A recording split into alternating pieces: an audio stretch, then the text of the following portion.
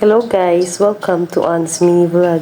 For today's video, magsushoot po tayo ngayon ng A Day in My Life bilang housewife tuwing day off. Tara! Enjoy watching! Siyempre, yung una-una kong ginagawa tuwing gumising ako ay aayusin yung mga unan, magtupi ng mga kumot, para nakaayos na siyang tignan. At yun, syempre, manghihilamos tayo para matanggal yung mga muta-muta dyan.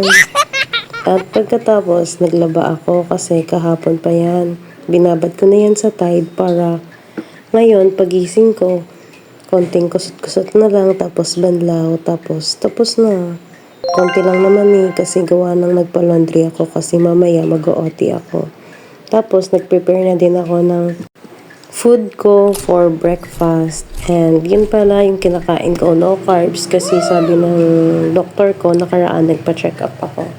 Mataas daw cholesterol ko, kaya kailangan ko daw mag-lose weight at need ko daw mag-exercise. Pero parang napaisip ako, parang di ko kaya mag-exercise. Sabi ko sa sarili ko, ginawa ko, mag-no carbs na lang ako. Kaya, para at least, pagkabalik ko doon after 3 months, sabi niya dapat mababa na para malay natin, effective.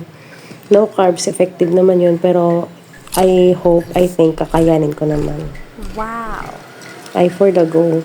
Tapos yun, nag-ayos-ayos ako ng mga mga gamit namin sa kitchen. Siyempre, minsan lang ako makapag-ayos para, ayun, tuwing day off lang.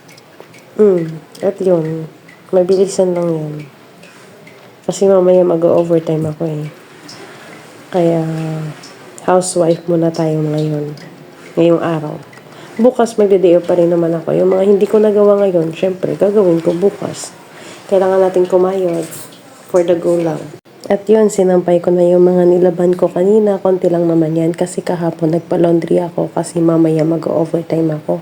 Konti lang naman yan, mga boxer ng asawa ko, tapos yung mga undies namin. At pagkatapos, nagtupi ako ng mga damit namin na nilaban ko nung nakaraang linggo pa yan. Ngayon lang nagka-time na magtupi. At pagkatapos, mamaya, pupunta ako ng palengke para ako bumili ng ulam. And that's all for today's vlog.